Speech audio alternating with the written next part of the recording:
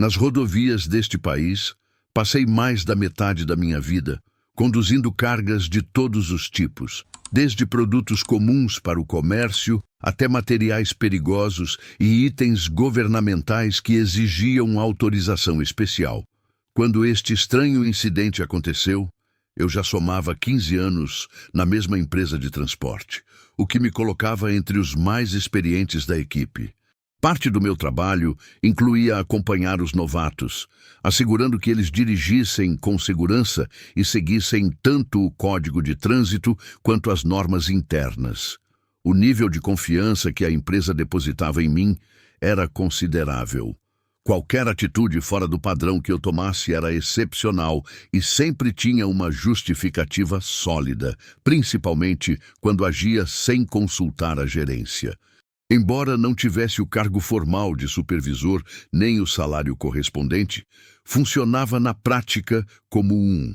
Essa posição informal me agradava, pois os colegas buscavam minha orientação sem que eu carregasse as responsabilidades administrativas dos gestores. Esta peculiar posição na empresa fez com que o episódio que vou narrar causasse tanto espanto. No período em questão, eu realizava o que chamávamos internamente de entregas divididas, um sistema onde encontrava outro motorista em um ponto intermediário. Trocávamos os reboques e cada um retornava à sua base. Este procedimento era particularmente comum durante o inverno, já que nossa base ficava na região norte e procurávamos facilitar para os motoristas do sul, que não estavam habituados aos rigores do nosso clima. Aproximava-se o fechamento contábil do trimestre e precisávamos concluir algumas entregas extras. Voluntariei-me para uma rota sequencial. Após entregar uma carga, seguiria para coletar a última remessa, uma viagem um pouco mais extensa. O cansaço começou a pesar, então decidi interromper a jornada por algumas horas. Uma placa indicando um ponto de parada logo adiante pareceu a solução ideal para descansar. Após estacionar, informei pela comunicação de bordo que faria uma pausa noturna ali. Liguei para casa, mas a chamada não foi atendida. Não me preocupei, pois minha esposa trabalhava no turno da noite e provavelmente estava ocupada. Desci para esticar as pernas e utilizar as instalações. O pequeno estabelecimento do local parecia abastecido. Pacotes de água eram visíveis, assim como cigarros no balcão e algumas guloseimas. No entanto, apenas uma luz de emergência estava acesa, e a porta encontrava-se trancada. Já tinha visto situações semelhantes em que o único funcionário fecha brevemente o local para uma pausa, então não estranhei muito. Fui ao sanitário, que estava em condições deploráveis. As portas mal se sustentavam nas dobradiças. Não havia papel toalha disponível e um frasco doméstico de sabonete líquido ao lado da pia estava completamente vazio, aparentemente há muito tempo. Voltei à pequena loja que permanecia fechada. No exterior, ao lado da caixa térmica de gelo, havia uma máquina de vendas automáticas antiga e deteriorada que parecia desativada. Embora aparentemente contivesse alguns produtos, um aviso informava que o equipamento não fornecia troco e aceitava apenas pagamentos com cartão. Jamais arriscaria inserir meu cartão naquele aparelho suspeito. Felizmente, sempre mantenho alguns lanches no caminhão justamente para situações como esta. Retornei ao veículo, consumi um pouco de carne seca e uma mistura de castanhas e me preparei para descansar. Já acomodado, fui tomado por uma sensação inquietante. Não era medo ou percepção de ameaça, mas uma estranha impressão de deslocamento, como se estivesse no lugar errado ou tivesse esquecido de fazer algo importante sem conseguir identificar o quê. Para garantir que não havia motivo real para a preocupação, verifiquei os arredores com atenção. Tudo parecia normal e em ordem. Utilizei novamente o banheiro e parti sem dar maior importância ao desconforto que sentia. Comuniquei pelo rádio, em tom descontraído, que retomava a viagem e segui meu caminho. Não havia percorrido mais que 80 quilômetros quando meu telefone começou a receber diversas notificações de chamadas perdidas e mensagens, simultaneamente com tentativas insistentes de contato pelo rádio. Respondi para entender o que estava acontecendo, e meu superior imediatamente começou a me interrogar com irritação, questionando meu paradeiro e minhas ações. A situação escalou tão rapidamente que precisei parar no acostamento para compreender o que estava ocorrendo. Liguei para o escritório central para esclarecer os fatos. É importante mencionar que nossos veículos são equipados com sistema de rastreamento, o que permite à empresa monitorar nossa localização em tempo real. Esta medida é especialmente importante quando transportamos mercadorias de alto valor ou materiais governamentais, além de ser útil para identificar se um motorista está em apuros ou em local não autorizado. A confusão começou quando a central monitorou minha coleta do novo carregamento e parte do trajeto, mas depois recebeu uma transmissão fragmentada pelo meu rádio. Ao solicitarem que eu repetisse a mensagem, não obtiveram resposta. Nas tentativas seguintes de contato, afirmaram ter ouvido algo semelhante a sussurros na frequência, seguidos por silêncio absoluto. Para complicar a situação, foram alertados de que o sistema de rastreamento do meu veículo havia parado de emitir sinais. Este conjunto de circunstâncias gerou séria apreensão, pois não conseguiam decifrar minha última comunicação, não sabiam se eu enfrentava alguma emergência e não podiam determinar minha localização. Após várias tentativas frustradas de contato pelo meu celular, acionaram minha esposa. Ela verificou seu aparelho e encontrou uma chamada não atendida minha. Ao acessar a caixa postal, ouviu apenas ruídos estáticos e o que pareciam ser murmúrios ininteligíveis. A combinação dessa mensagem perturbadora com o contato alarmante da empresa a deixou extremamente preocupada. Tentou me ligar repetidamente e enviou diversas mensagens, sem sucesso em qualquer das tentativas. Para todos os envolvidos, eu havia simplesmente me desvanecido. Sem possibilidade de rastreamento, a única alternativa seria enviar uma equipe de busca para verificar minha última localização conhecida e tentar reconstruir meu provável trajeto. Uma medida extrema e impraticável no momento, considerando que a polícia certamente teria ocorrências mais urgentes para atender. Tranquilizei a todos garantindo que estava perfeitamente bem e que nunca havia estado em perigo. Descrevi detalhadamente a parada que fiz, indicando sua localização aproximada entre marcos específicos da rodovia e fornecendo características do local. Pedi desculpas pela preocupação desnecessária que causei, especialmente à minha esposa, que ficou particularmente abalada. Depois de acalmá-la, confirmei que seguia normalmente para o destino programado da entrega. Após concluir o descarregamento no ponto final, informei ao escritório e à minha esposa que iniciaria o retorno, sem pretensão de paradas adicionais, além das essenciais para abastecimento ou alimentação. Contudo, recebi uma ligação específica de Amélia, minha coordenadora operacional, que queria mais detalhes sobre o local onde eu havia parado.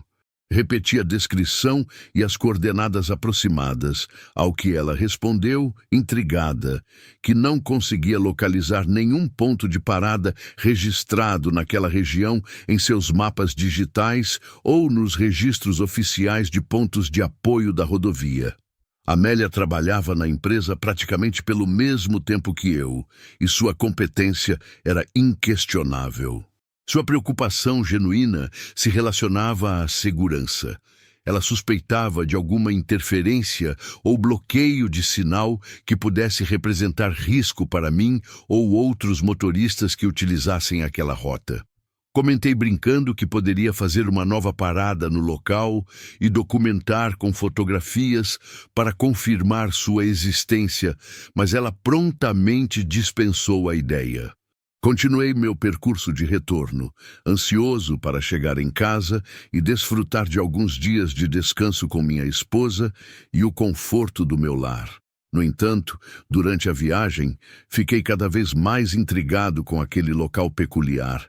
As instalações antiquadas, a ausência de funcionários e toda aquela atmosfera inquietante que havia experimentado.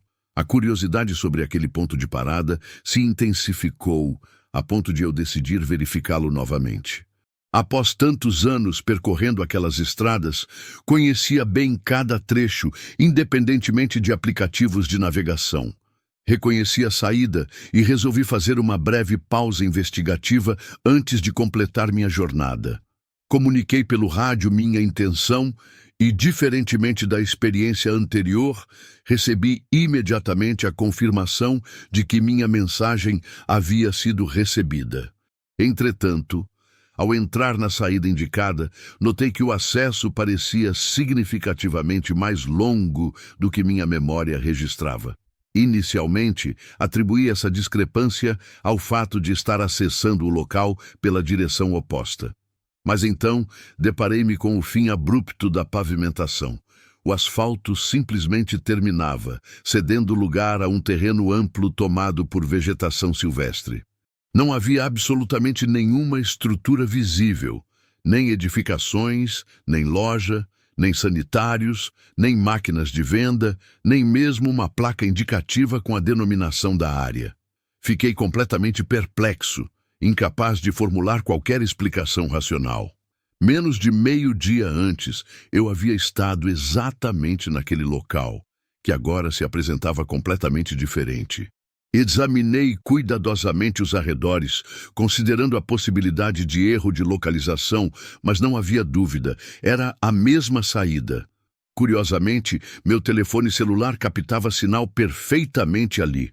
Liguei para minha esposa enquanto permanecia parado naquele campo deserto, relatando a situação inexplicável.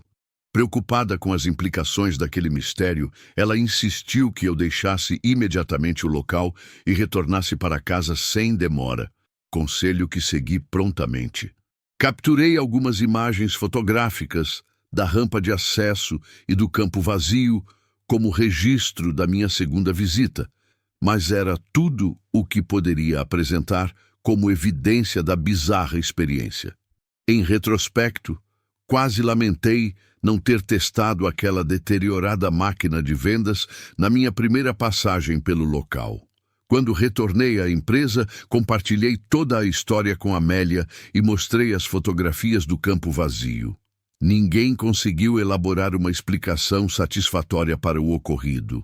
Como medida preventiva, estabelecemos como procedimento padrão sempre confirmar o recebimento das comunicações por rádio antes de qualquer parada para descanso. Quanto a mim, passei a evitar conscientemente pontos de parada desconhecidos nas minhas rotas. A realidade cotidiana já oferece desafios suficientes. Não tenho necessidade de explorar dimensões alternativas durante minhas viagens de trabalho.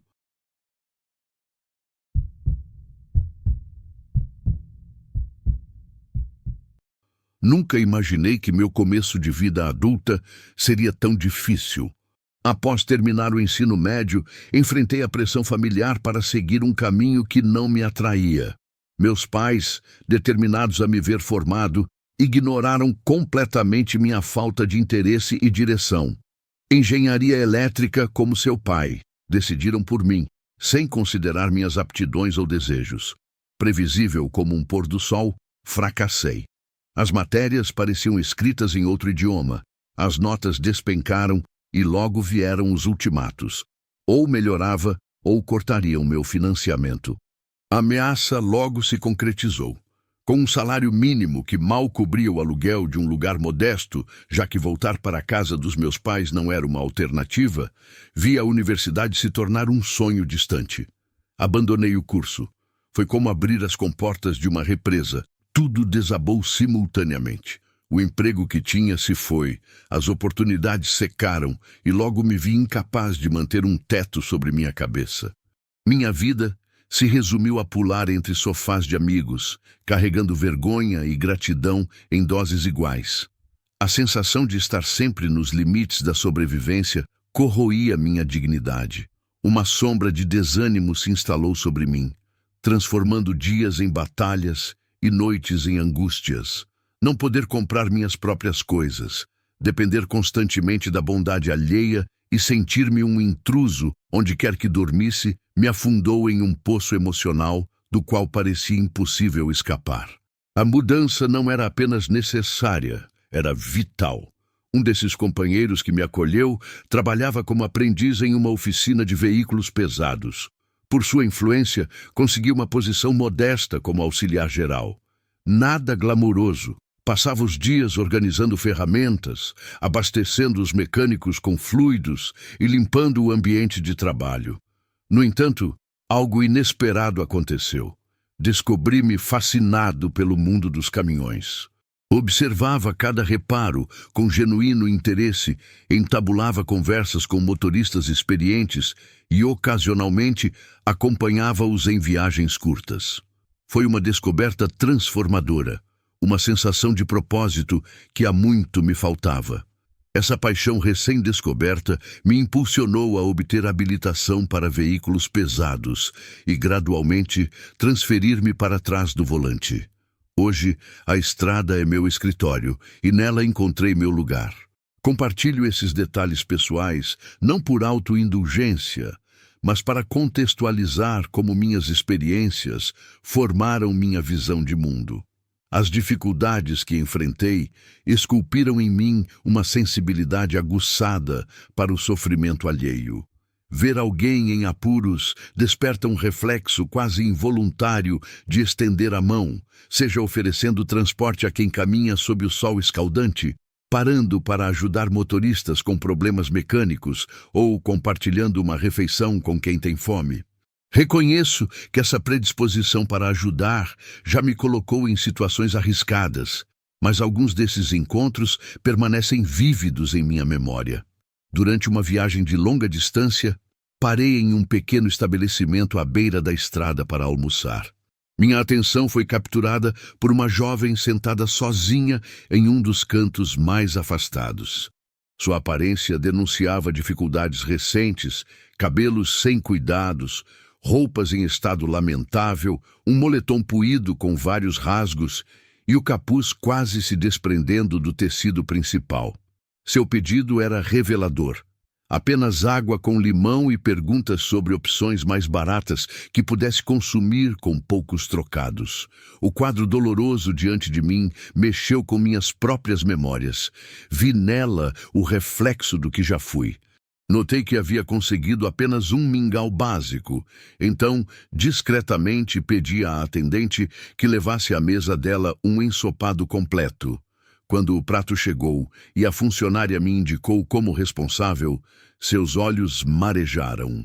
Em um gesto que misturava gratidão e talvez vergonha, ela se aproximou com sua refeição, sentando-se à minha mesa.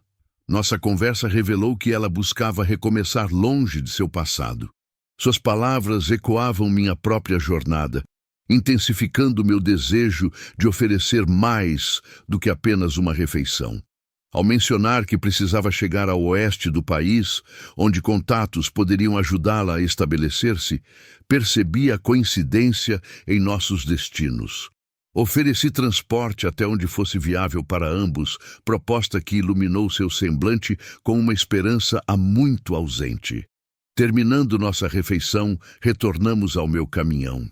Preparei-me para a viagem, oferecendo a ela provisões básicas, água extra, algumas barras nutritivas e um agasalho reserva. Acomodados na cabine, iniciamos a jornada em um clima aparentemente tranquilo. Os primeiros quilômetros transcorreram em agradável conversa sobre assuntos cotidianos. Enquanto dirigia, compartilhei um pouco mais sobre minha trajetória pessoal, expressando compreensão por sua busca por dias melhores. "É corajoso o que você está fazendo", comentei. "Buscar sua felicidade, mesmo quando é difícil." Inesperadamente, sua expressão mudou para uma mistura de confusão e suspeita. Por que você está dizendo essas coisas? Questionou com voz tensa.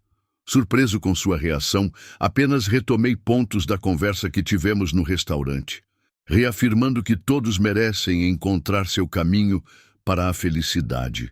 Seu olhar tornou-se ainda mais desconfiado. Meus pais mandaram você? Você os conhece? Perguntou abruptamente. Confuso, expliquei calmamente que éramos completos estranhos até nosso encontro casual na lanchonete e que certamente não tinha qualquer contato com sua família. Minha explicação foi recebida com um silêncio pesado e, ao observá-la pelo canto do olho, percebi lágrimas se formando. A tensão no ar era palpável. Algo muito além do meu entendimento estava acontecendo. Após um momento desconfortável, tentei amenizar o clima. Olha, não queria deixar você chateada. Só estou tentando ajudar sem segundas intenções. Foi o suficiente para que as comportas emocionais se abrissem completamente. Ela começou a chorar com intensidade. Mantive-me em silêncio respeitoso, concentrado na estrada, enquanto ela processava o que quer que estivesse sentindo. Foi então que notei algo perturbador.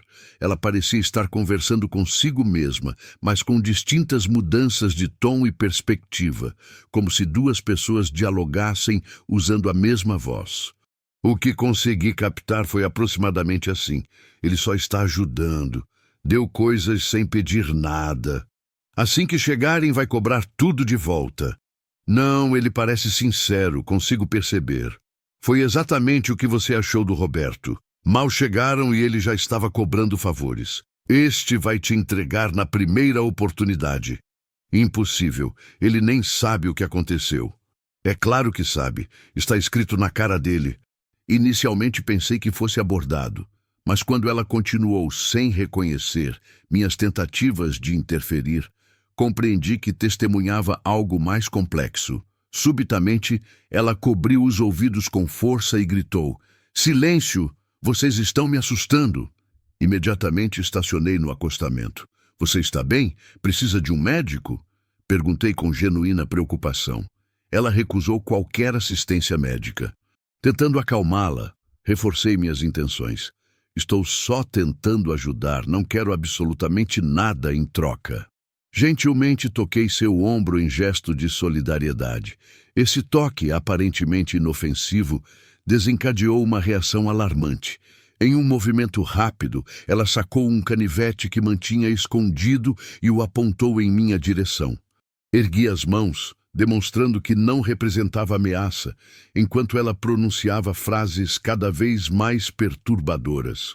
"Avisei para não se aproximar mais, não foi? É tudo culpa sua. Você mereceu o que aconteceu. Se tivesse nos deixado em paz, ninguém teria se machucado." Naquele momento, minha segurança física estava claramente em risco. Embora provavelmente pudesse dominá-la se necessário, percebi que estava diante de alguém em profundo sofrimento psicológico.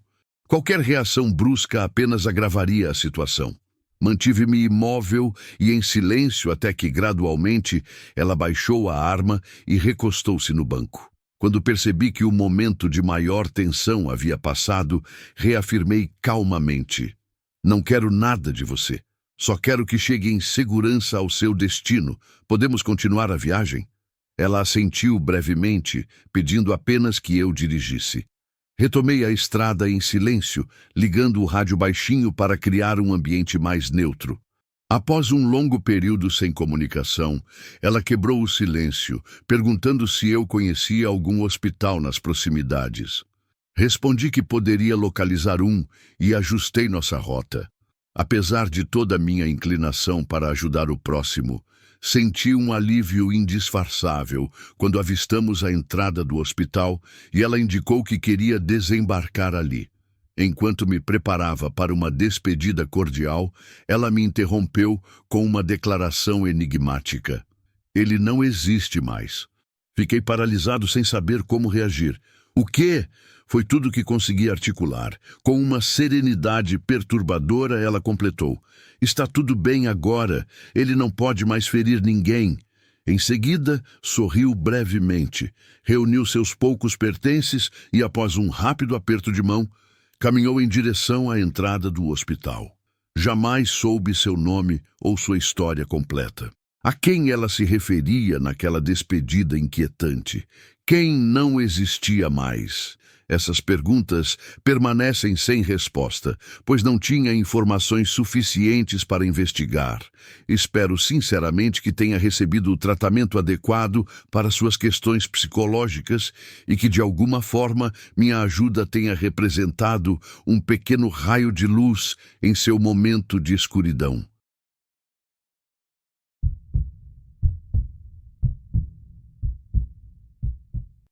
A estrada se tornou meu lar desde que me entendo por gente. Dirijo caminhões há tanto tempo que já não consigo imaginar minha vida fazendo outra coisa. Tem algo especial em viajar por quilômetros infinitos, com o horizonte como única companhia. Foi essa liberdade que me conquistou desde o início. Queria explorar cada canto do país, atravessar paisagens desertas e me perder em meus próprios pensamentos. Muita gente não entende como alguém pode gostar dessa solidão constante, mas para mim sempre foi confortável. Nunca fui de muitas amizades ou conversas. Talvez um psicólogo encontrasse razões profundas para esse meu jeito reservado, alguma marca da infância talvez. Mas isso pouco importa agora. O que realmente quero compartilhar é o dia que quase pendurei as chaves para sempre. Aconteceu lá pelo início dos anos 2000, entre 2003 e 2004. Eu estava na casa dos 30 anos e já trabalhava transportando cargas para uma empresa de médio porte havia uns 5 anos. Sempre fui um motorista consciente, daqueles que não brincam em serviço. Nunca esticava minhas horas ao volante além do recomendado, respeitava rigorosamente meus períodos de descanso e jamais pegava a estrada quando não estava em plenas condições. Já tinha visto colegas de profissão se envolverem em situações terríveis por dirigirem exaustos e prometia a mim mesmo que nunca seria um deles. Controlava até meu consumo de café durante as viagens. Mantinha a distância segura dos outros veículos e seguia todas as regras à risca. É incrível como, mesmo com todos esses cuidados, ainda precisamos lidar com motoristas que parecem desconhecer o básico sobre física. Uma carreta carregada não para no mesmo espaço que um carro de passeio. Isso deveria ser óbvio. Ainda assim, diariamente vejo pessoas cortando a frente de caminhões sem deixar o mínimo de distância necessária, ou transitando exatamente nos pontos cegos onde não conseguimos enxergá-las. Perdão pela breve divagação, mas acho importante contextualizar. Nós, profissionais das estradas, nos esforçamos ao máximo para manter esses grandes veículos sob controle. Mas precisamos que os outros motoristas colaborem, sendo um pouco mais atentos e cuidadosos quando estão próximos de nós. A história que me marcou aconteceu durante o início da Primavera Americana. Eu cruzava uma região do Centro-Oeste que tinha enfrentado um inverno excepcionalmente seco. Os motoristas experientes sabem que as primeiras chuvas após longos períodos de estiagem são traiçoeiras. O óleo e a sujeira acumulados no asfalto formam uma película escorregadia quase tão perigosa quanto o gelo na pista. Tinha chovido naquela manhã antes da minha partida, então eu estava em estado de alerta redobrado, especialmente nos trechos de pista dupla. Seguia em velocidade moderada quando notei pelo retrovisor um veículo se aproximando rapidamente. O condutor demonstrava sinais claros de agitação. Bastou um rápido olhar para identificar a expressão tensa em seu rosto, o que imediatamente acionou meu senso de alerta. Ao longo dos anos na estrada, desenvolvi uma espécie de sexto sentido para identificar problemas. A linguagem corporal de um motorista geralmente revela suas intenções antes mesmo de qualquer movimento brusco. Percebi que aquela situação poderia se complicar, então reduzi a velocidade para permitir que ele ultrapassasse sem problemas. Enquanto passava ao meu lado, O sujeito gesticulava furiosamente e gritava palavras que obviamente não podiam ser ouvidas de dentro da minha cabine. Apenas balancei a cabeça e mantive o olhar fixo na estrada à frente, preferindo evitar qualquer tipo de confronto. Observei-o avançar levemente, ainda com a traseira de seu veículo parcialmente alinhada ao meu caminhão. Imaginei que ele apenas passaria muito próximo, mas surpreendentemente fez um movimento lateral em minha direção, como se tentasse intimidar com a parte traseira de seu veículo. Felizmente, consegui perceber a manobra a tempo e desviei ligeiramente para o acostamento, perguntando-me que tipo de problema aquela pessoa estaria enfrentando para agir de forma tão irracional. Naquele trecho específico, estávamos praticamente sozinhos na estrada. Mantive-me mais à direita, diminuí ainda mais a velocidade para criar uma distância segura e retornei à pista segundos depois. Nesse momento, ele já estava a alguns comprimentos à minha frente e pensei que seguiria seu caminho, levando sua frustração para longe. Infelizmente, não foi o que aconteceu. Em vez disso, começou um jogo perigoso de frear e acelerar repetidamente. Tentei manter distância segura, ajustando minha velocidade conforme suas variações, mas a situação estava claramente saindo do controle. O que era irritação rapidamente se transformou em pânico quando, sem qualquer aviso, ele freou bruscamente. Eu já havia retomado velocidade considerável, pois imaginava que as provocações tinham terminado.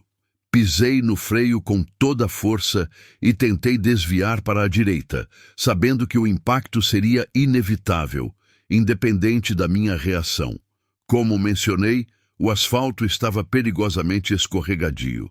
A combinação de frenagem brusca e tentativa de desvio lateral resultou em uma colisão num ângulo que provocou o capotamento do veículo menor, que deslizou descontroladamente pela pista à minha frente.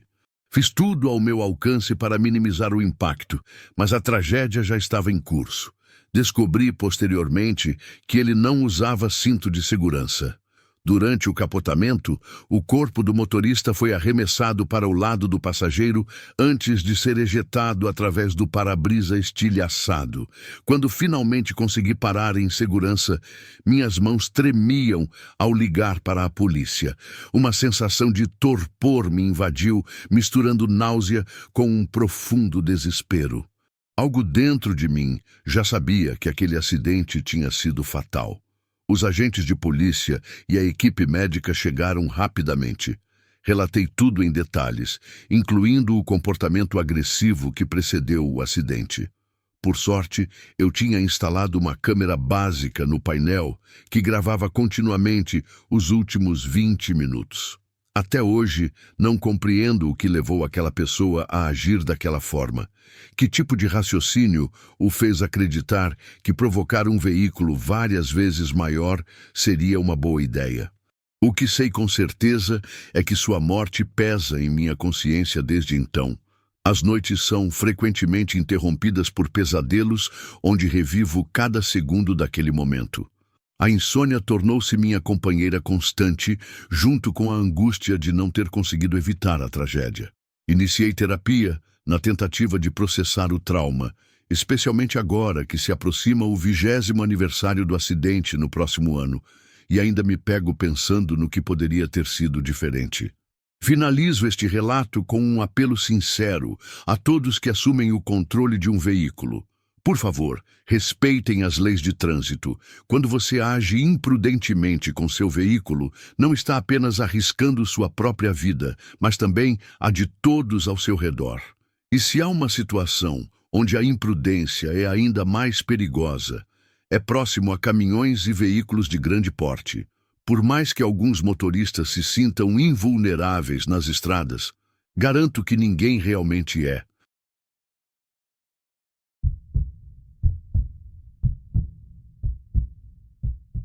As estradas do México contam histórias que poucos conhecem. Eu, Felipe, sou um desses narradores silenciosos que percorrem o asfalto há mais de 15 anos. Transporto cargas por todo o país, de norte a sul, de leste a oeste. Muitos consideram este ofício solitário e arriscado, mas encontro nele uma liberdade que nenhum outro trabalho me proporcionaria. A chance de estar em movimento constante, com apenas meus pensamentos como companhia. Cada viagem traz seus próprios desafios. Tempestades inesperadas, buracos na pista, motoristas que parecem ter esquecido as regras básicas de segurança. No entanto, nada me preparou para o que vivenciei há alguns anos, uma experiência que ainda hoje me provoca arrepios quando relembro. A história começou numa viagem rotineira entre a cidade do México e Monterrey. A noite estava particularmente agradável, com céu limpo e temperatura amena. O rádio tocava músicas que me ajudavam a manter o ritmo da viagem.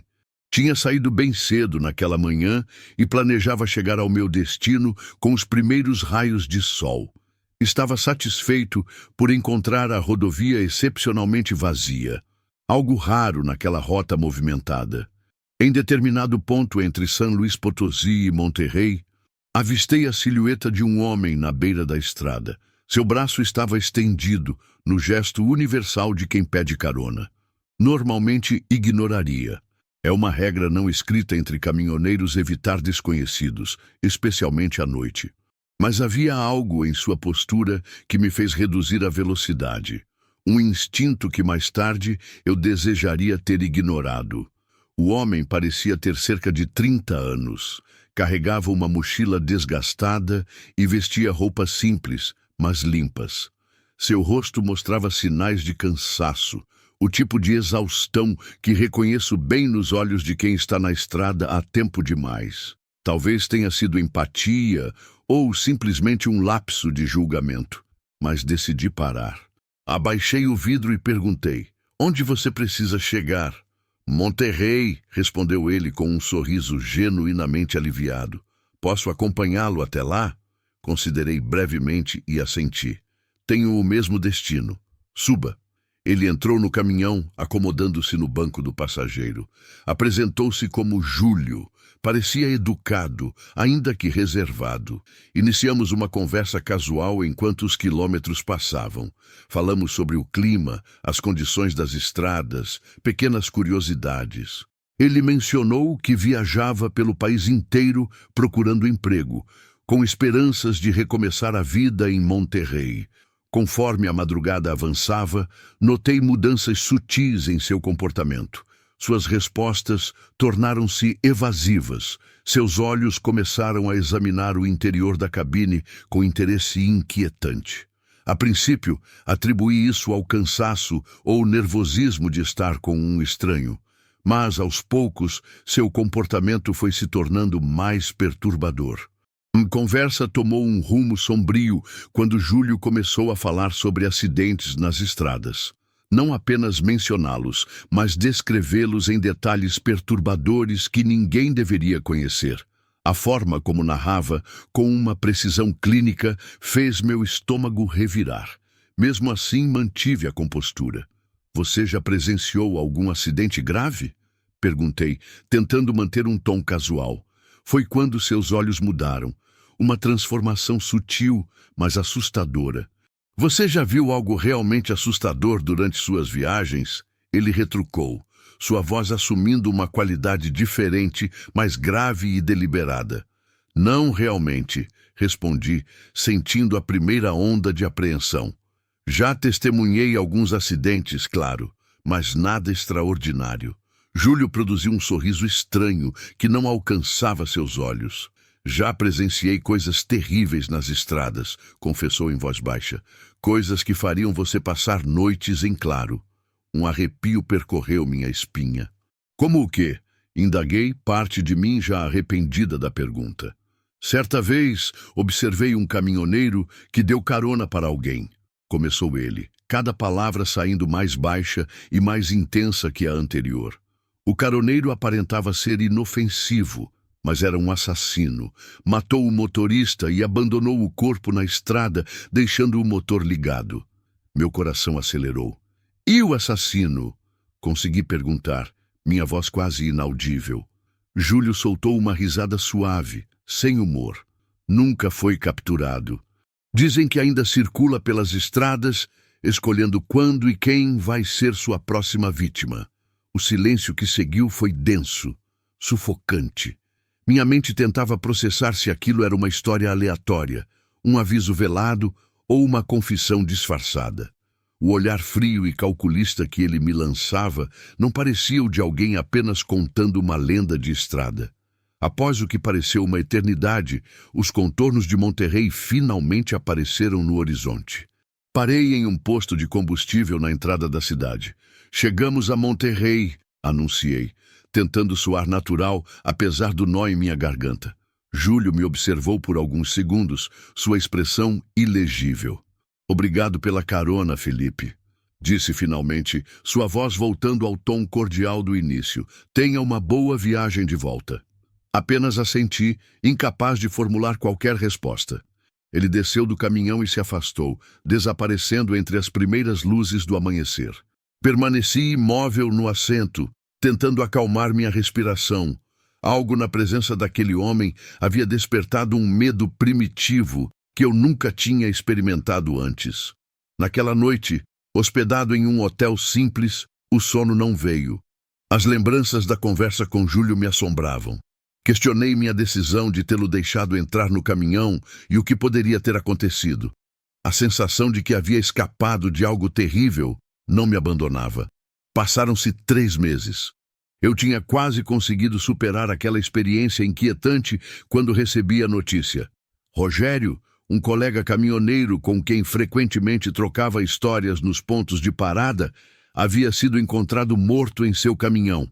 O detalhe mais assustador: o crime ocorreu exatamente no mesmo trecho onde encontrei Júlio. Segundo a polícia, Rogério tinha sido brutalmente assassinado e seu corpo foi deixado no caminhão com o motor ainda funcionando. O que me gelou o sangue foi descobrir através de outros colegas que Rogério havia comentado sobre dar carona a um homem momentos antes de seu desaparecimento. Os detalhes eram idênticos à história que Júlio me contara naquela noite. A coincidência era impossível de ignorar. Não conseguia parar de me perguntar por que eu fui poupado. Teria sido sorte ou Júlio simplesmente decidiu que não era minha hora? Será que ele escolhia suas vítimas por algum critério que, por acaso, eu não preenchi? As autoridades nunca encontraram o responsável, e o caso de Rogério tornou-se apenas mais um crime não solucionado. No entanto, para mim, cada viagem por aquele trecho específico da rodovia agora vem acompanhada de uma sensação opressiva. Penso na sorte que tive e me pergunto se algum dia nossos caminhos voltarão a se cruzar. Esta profissão tem suas belezas e perigos. Passamos dias inteiros distantes de nossas famílias, enfrentando o desconhecido.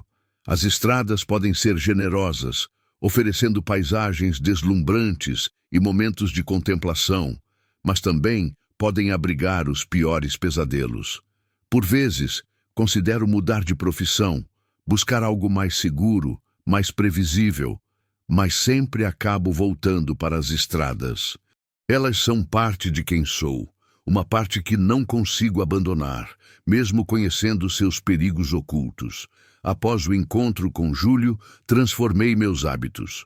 Não ofereço mais carona, independentemente das circunstâncias. Instalei câmeras no caminhão e mantenho minha localização constantemente compartilhada com pessoas de confiança. São pequenas medidas que trazem alguma segurança, mas o medo persistente nunca desaparece por completo. Cada silhueta na beira da estrada agora desperta em mim uma reação imediata de alerta, uma sensação de perigo que me faz apertar o volante com mais força e aumentar a velocidade. Com o tempo, aprendi a conviver com essa apreensão, mas ela se tornou uma companheira constante em minhas viagens. Muitas vezes, me pego imaginando cenários alternativos daquela noite. E se Júlio tivesse revelado suas intenções, teria eu força ou agilidade para me defender? Conseguiria escapar? São perguntas sem respostas. Talvez seja melhor assim. O que sei com certeza é que tive uma sorte que outros não tiveram. A morte de Rogério foi um lembrete cruel da fragilidade da vida e dos riscos invisíveis que nos cercam nas estradas. Sua ausência deixou um vazio entre todos nós que o conhecíamos. Era um homem íntegro, sempre pronto para ajudar, que deixou família e amigos devastados por uma perda que nunca deveria ter acontecido. Continuo minha jornada, mas carrego comigo as lições daquela noite. Aprendi a confiar em meus instintos, a valorizar a cautela e a nunca tomar minha segurança como garantida. As estradas podem ser solitárias e perigosas, mas também oferecem espaço para reflexão e crescimento pessoal.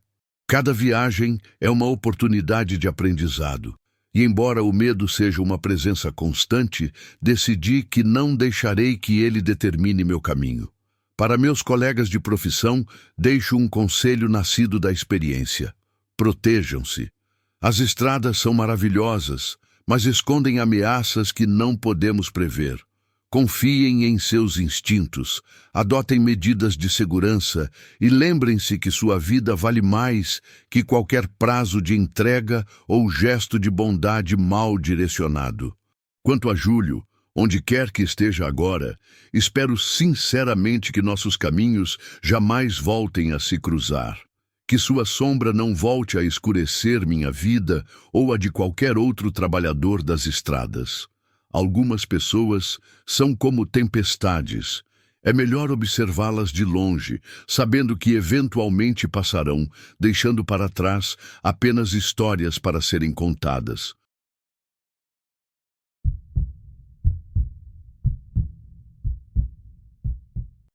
O ronco dos motores foi minha canção de ninar por mais de 10 anos. Me chamo Gabriel e as estradas da Califórnia se tornaram meu verdadeiro lar. Desde que recebi minha habilitação para dirigir veículos pesados, enfrentei de tudo nas longas viagens. Tempestades que transformavam o asfalto em espelhos traiçoeiros, estradas esburacadas que testavam a qualidade de qualquer suspensão e noites sem fim, onde apenas os faróis cortavam a escuridão. Mas nada disso me preparou para o que aconteceria naquela viagem que mudou para sempre minha relação com a estrada. O manhã estava limpa como poucas quando coloquei o motor para funcionar. Saí bem cedo, quando o céu ainda mostrava apenas um tímido clarear no horizonte, estratégia que sempre usava para evitar o congestionamento nas principais vias. A carga no compartimento traseiro era valiosa, equipamentos industriais pesados que seriam entregues a um cliente regular, daqueles que garantiam boa parte do meu sustento mensal. Tudo indicava mais um dia tranquilo de trabalho. Por cerca de 2 horas, a viagem seguiu como planejado. Poucos veículos na pista e temperatura agradável para dirigir sem cansaço. Foi quando notei pelo espelho retrovisor 2 caminhões que pareciam seguir o mesmo trajeto que eu. No começo, não dei importância. Estradas principais sempre têm vários transportadores seguindo rotas parecidas. Mas algo começou a me incomodar quando percebi que eles mantinham sempre a mesma distância, não importando quanto eu alterasse minha velocidade. Um deles carregava carga semelhante à minha, enquanto o outro parecia bem mais antigo, com marcas evidentes de uso excessivo e pouca manutenção. Tentei me convencer de que era coincidência, mas meu instinto formado por anos nas estradas discordava. Aquela presença constante começou a pesar no ambiente. O caminhão mais velho, principalmente, tinha um comportamento estranho. Ora se aproximava demais, quase colando em minha traseira, ora recuava bruscamente. Parecia um predador testando a reação da presa antes do ataque. Comecei a checar os espelhos com frequência cada vez maior, sentindo um frio na barriga que não vinha da fome ou do cansaço, mas de um pressentimento que algo estava errado. Decidi testar uma teoria. Diminuí a velocidade gradualmente e depois acelerei de repente. Os 2 veículos fizeram exatamente o mesmo, mantendo a distância calculada. Tentei uma saída para uma área de descanso, mas desisti no último momento. Os 2 caminhões reagiram imediatamente, com um deles chegando a invadir parcialmente o acostamento, como se estivesse pronto para me seguir para fora da estrada. Já não havia mais dúvidas. Eles estavam me seguindo deliberadamente, numa espécie de coordenação silenciosa que só aumentava minha ansiedade. O que aconteceu em seguida foi rápido demais para qualquer reação. O caminhão velho acelerou subitamente e senti um impacto violento na traseira. O volante girou com força entre minhas mãos, enquanto o veículo sacolejava perigosamente. Mal tive tempo de processar o primeiro choque, quando o segundo caminhão, o que carregava mercadorias, posicionou-se ao meu lado e forçou uma manobra que me empurrou para fora da pista. Tudo virou um borrão de metal, vidro e poeira. Senti o mundo girar enquanto meu caminhão tombava na lateral da estrada. O barulho ensurdecedor de metal se retorcendo misturava-se com meus próprios gritos. As rodas ainda giravam no ar quando finalmente o movimento parou. Fiquei preso entre o banco e o painel, com dores lancinantes percorrendo todo o meu corpo. A cabeça latejava e um filete de sangue escorria pelo meu rosto, embaçando minha visão, já confusa pelo impacto. Entre a consciência que ia e vinha, vi 2 homens descerem calmamente de seus veículos. Eles não correram para me socorrer, como seria esperado após um acidente. Pelo contrário, moviam-se com a tranquilidade de quem executa um plano bem ensaiado. Um deles, o motorista do caminhão mais velho, dirigiu-se diretamente ao compartimento de carga, enquanto o outro observava a estrada, provavelmente verificando se não havia testemunhas se aproximando. Com precisão metódica, começaram a transferir a carga valiosa do meu caminhão para o veículo deles. As caixas pesadas eram arrastadas sem pressa, uma a uma. Tentei gritar por ajuda, mas minha voz saiu fraca, abafada pela dor intensa. Bati no vidro quebrado com a única mão que conseguia mover, mas eles simplesmente me ignoraram, como se eu fosse apenas um inconveniente, não uma vida humana em risco. Um deles finalmente se aproximou da cabine. Era um homem de expressão dura, que me encarou por alguns segundos com olhos frios e calculistas. Não havia raiva ou satisfação em seu olhar, apenas uma indiferença assustadora, como se estivesse apenas verificando o estado de uma mercadoria danificada. Depois de sua breve inspeção, voltou para ajudar seu comparsa a terminar o saque, deixando-me preso nas ferragens, sem qualquer socorro. O roubo durou cerca de 20 minutos, mas pareceu uma eternidade. Quando terminaram de transferir tudo o que consideravam valioso, subiram em seus veículos e partiram calmamente, deixando para trás apenas destroços, poeira e um homem gravemente ferido. Foi um motorista de uma van escolar que passava pelo local, desviando-se de um engarrafamento na rodovia principal, quem finalmente me encontrou e chamou a polícia e os paramédicos. Acordei 3 dias depois no hospital regional, com fraturas múltiplas, traumatismo craniano e diversas lacerações pelo corpo. O médico que cuidava do meu caso não escondeu sua surpresa com minha sobrevivência. Segundo ele, o estado do caminhão indicava um impacto que dificilmente permitiria sobreviventes. Passei 12 semanas internado, entre cirurgias e fisioterapia intensiva, tentando recuperar movimentos básicos. A dor física, por mais intensa que fosse, não se comparava ao trauma psicológico. Cada vez que fechava os olhos, revivia o momento do impacto, o som do metal e o olhar indiferente do homem que me deixou para morrer. As sessões com a psicóloga do hospital revelaram um quadro de estresse pós-traumático severo.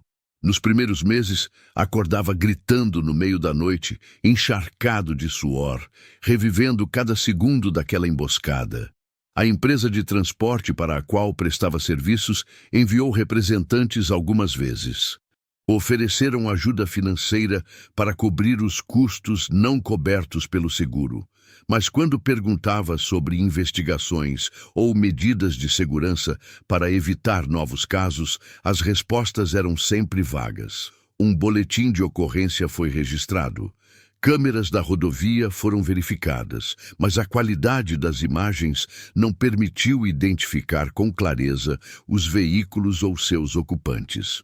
O caso esfriou rapidamente, tornando-se apenas mais uma estatística nos arquivos policiais. 6 meses após o acidente, voltei a dirigir, não por escolha, mas por necessidade financeira. Contudo, não era mais o mesmo homem. Cada caminhão que surgia no retrovisor causava uma onda de pânico. Evitava rotas isoladas e nunca mais aceitei transportar cargas de alto valor. Instalei sistemas de rastreamento extras e passei a informar minha localização a cada hora para um amigo de confiança. Medidas que talvez fossem exageradas, mas que me davam a sensação mínima de segurança para continuar trabalhando. Hoje, quando outros caminhoneiros compartilham histórias de aventuras na estrada, permaneço em silêncio. Sei de um perigo que muitos ignoram. Não são apenas as curvas traiçoeiras ou o sono que ameaçam, mas também olhos vigilantes que estudam rotas, cargas e motoristas desprotegidos. O que antes era meu espaço de liberdade transformou-se em um território de constante vigilância. A estrada, que um dia foi minha aliada, agora carrega a lembrança permanente do dia em que quase perdi tudo nas mãos de pessoas que viram apenas uma carga valiosa, não uma vida humana por trás do volante.